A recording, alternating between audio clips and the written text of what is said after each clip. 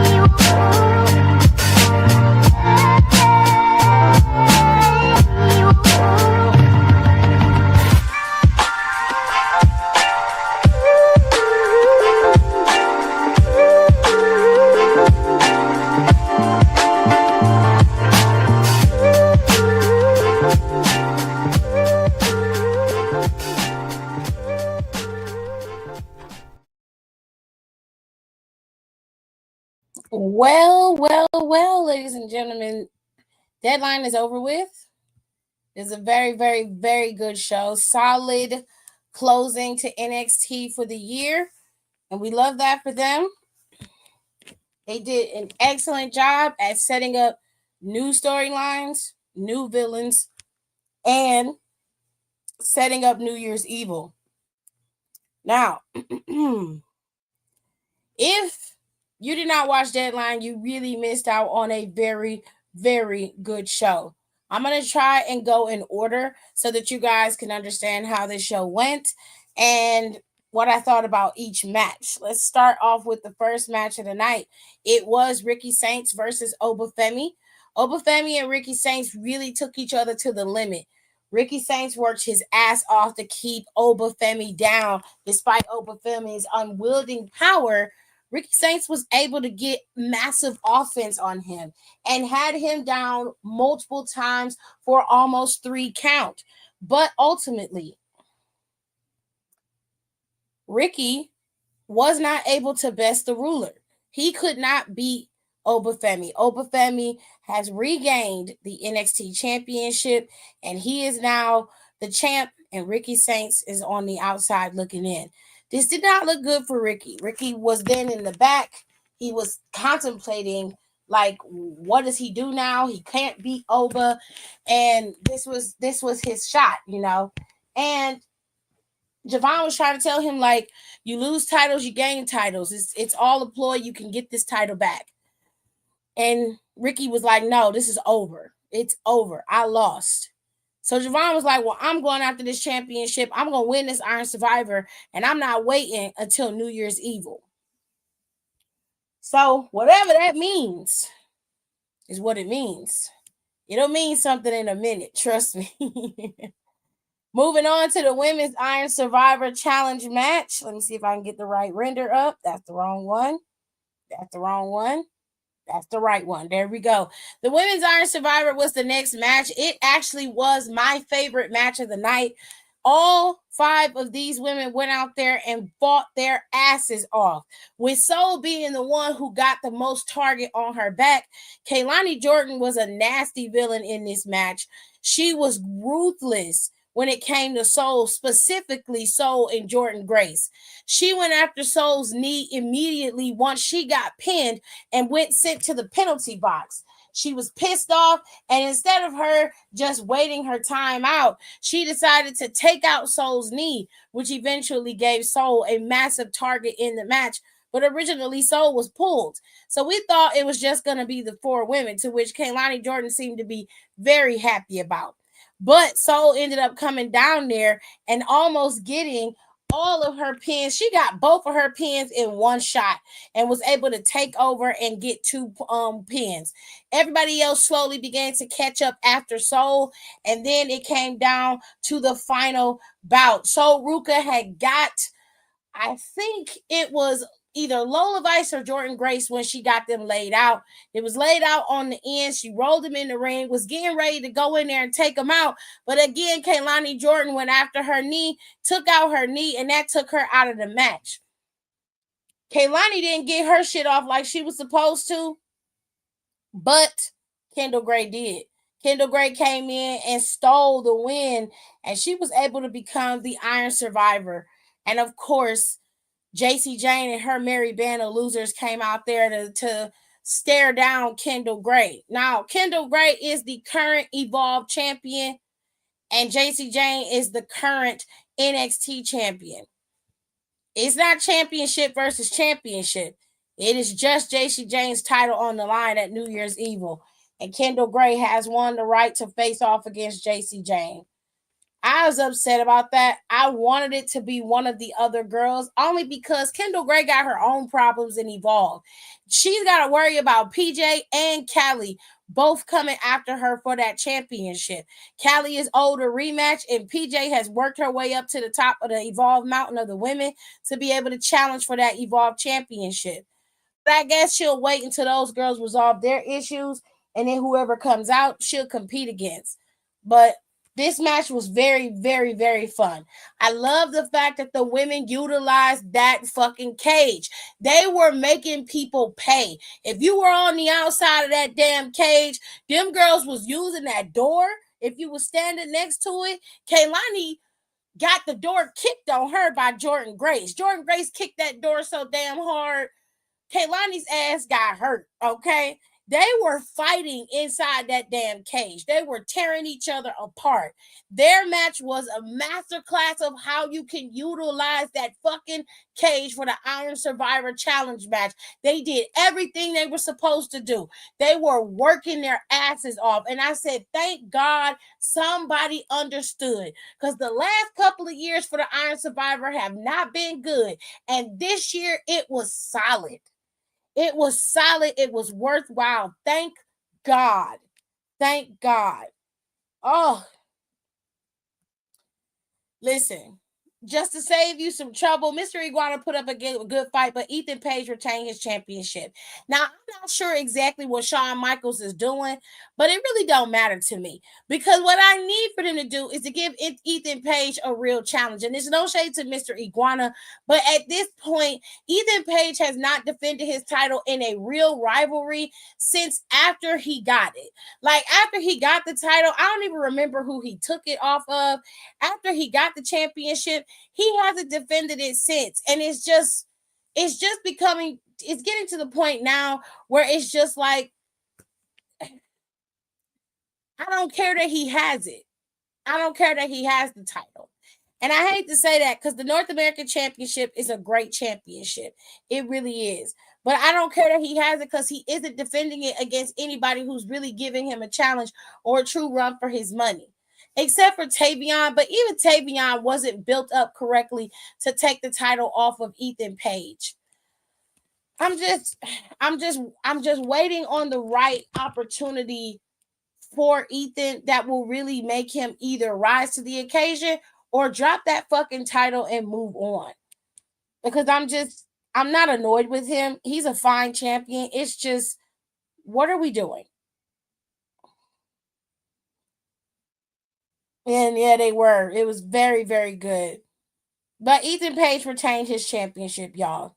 This match was probably my favorite match of the whole night because it actually was storytelling. And it did work out in Izzy's favor, but I don't think that the situation between Izzy and Tatum is over. You see, Izzy felt like Tatum wasn't listening to her and she was doing things on her own without the consulting of the group. So when that happened, and in the last match, she didn't listen to nothing that Izzy Dame said, they cost her the championship intentionally because they felt like she was too busy trying to show and prove everybody as a champ when she needed to think smarter and not harder. To a certain extent, they're right. But at the same time, it took all three members of the culling to beat Tatum. They had to manipulate, use mind games, and act like they still loved her and wanted to be her to be around in order for them to beat her. And Tatum, being the emotional wreck that she is, couldn't decipher as to whether she wanted to keep her or lose her, and she just kept bouncing between emotions. The last part of this match, Shawn Spears was the last final nail in the coffin between Izzy and Tatum. Now, what I'm hoping will happen is at New Year's Eve, Izzy and Tatum will revisit their match again.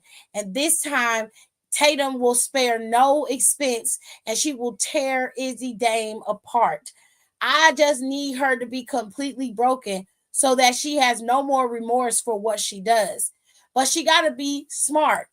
If I'm booking the match, I would have Tatum slowly but surely dismantle the culling from piece by piece, starting off with Homeboy. What is his name? Nico or some shit like that. Get him out the way. Chop block his ass in the back. Make sure nobody sees you do it. Make sure you blay his ass out, pipe, whatever you got to do. Then you go after Shawn Spears. While Izzy Dame was cutting her little promo in the ring, you take out Shawn Spears with a chair. Beat the brakes off of his ass. Make sure they don't come back for the next couple of weeks. And then at New Year's Eve, it's just you and Izzy. And then you need to make that match a special. It need to be a special type of match. Steel cage, whatever weapons, doesn't matter. Make it a decent match where the two of y'all have equal playing field and those two are barred from ringside and y'all can have it out and have a definitive finish. And whoever wins needs to be the next one to go after the damn championship after this Iron Survivor Challenge winner, Kendall Gray, loses to JC Jane, because there's no way that I'm going to believe that she is going to beat JC Jane at New Year's Eve. I just don't think that. Okay. Now that we ain't got that out the way, let's move on to this last one. Now, I told y'all the NXT Iron Survivor Challenge for the men, it closed out the show. And they put on a good match. I'm not going to lie. The men did great. Deion Lennox was the only person that I saw that was being the most ruthless one in this match, forceful enough to destroy and dismantle people as they were coming into the box and taking out of the box. Deion was messing Joe Hendry's ass up in that box. And Joe Hendry was giving it to him as much as he was taking. You feel me? They was going off, but it wasn't enough carnage in the men's match. And their intensity was not as equal as the women's match. The women's match was the better of the two, if I'm being fair. On paper, Javon Evans, Leon Slater, Miles Bourne, Deion Lennox, Joe Hendry, that's a recipe for a classic match. On paper, the women's match was a recipe for a classic match, but the women somehow showed out more than the men did. Ultimately, there were no hiccups in this match. There was no craziness. There was a lot of high flying. Javon got locked inside the cage and he ended up climbing out and jumping off the top of it onto Deion Lennox and taking him out. This led to a lot of back and forth, but it was 1-1-1 across the board for everybody. And Javon Evans was able to get the last win, the last pin at the end, and he became your new Iron Survivor for 2025. Okay, now the show went off with Obafemi standing at the top, staring down Javon Evans, and then the lights went out, and this nigga showed up. And not only did he take out Javon Evans, but he stared down fucking Oba. Now listen to me. I want y'all to hear me when I say this. I don't think Obafemi is going to drop his title to Javon Evans. In fact, I think he will keep it. Javon Evans might get the title. He just might, but I don't think that he will. You see, y'all was watching NXT a while when Tony D'Angelo was the Don, and then you had, of course, Obafemi as the champ. Tony ended the champ's reign. And he was one of very few people who was able to beat Obafemi. Outside of Trick Williams, outside of Ricky Saints, Tony was the first. And so having those two go back to this feud again, this time with Obafemi being the face champion and Tony being the heel contender, that's a different vibe. And we all know when the tide changes, something in the air has shifted. Now, next Saturday, Obafemi is going to be fighting against Cody Rhodes. This is a showcase match. This is not for titles or any of that. So Obafemi is going to be fighting Cody Rhodes. This is to determine where Obafemi is in terms of mainstream wrestling. This will be the first time that Obafemi will be wrestling on main event TV. This is going to be national television. You feel what I'm saying? So Obafemi got to be pristine in order for this to work. Me personally, I think Tony D'Angelo more than likely will take that championship from Obafemi. And they're going to have, like they have Javon win this Iron Survivor Challenge. I really wish they wouldn't have. I really wish they would have given it to someone else and then had Javon challenge for the North American title and let him be champion for a little while. But what do I know? I'm just a lowly fan watching TV.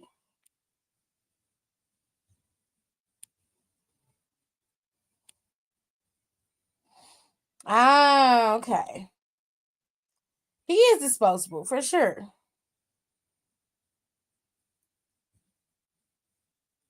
I'm not liking the odds against Javon Evans either. I don't see Javon Evans beating Obafemi. And it's not because he can't, because I know he's more than capable. It's because of the way they keep shoehorning other stories in between him and everybody else. So I am of the school of thought that if you're not going to give him the title, stop dangling the carrot in front of him. Don't do him like that.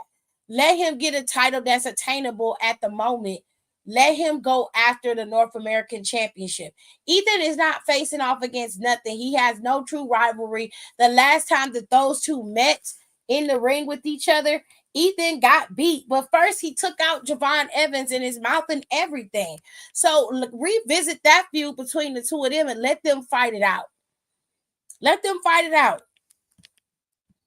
But overall, if I had to give y'all a rating for this PLE, I will tell y'all this PLE was fire. It was very good. It set up new feuds, possible revisions of older feuds.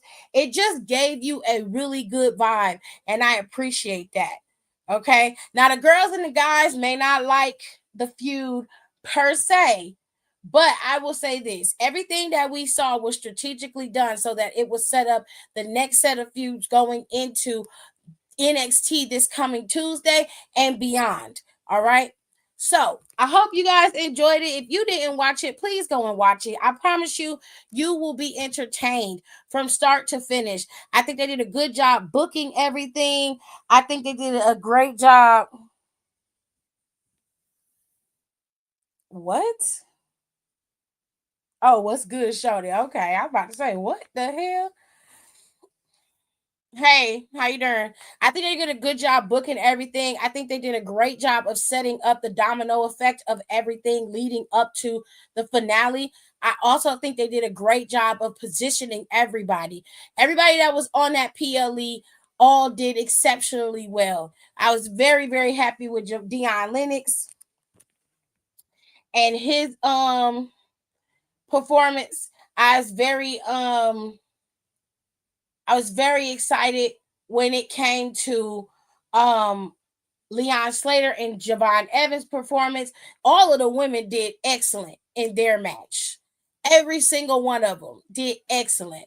So if you missed out, go back and watch it. It is available currently on Peacock. They're getting ready to put it up. I think in about an hour or two, they will put the replay up. You know what I'm saying?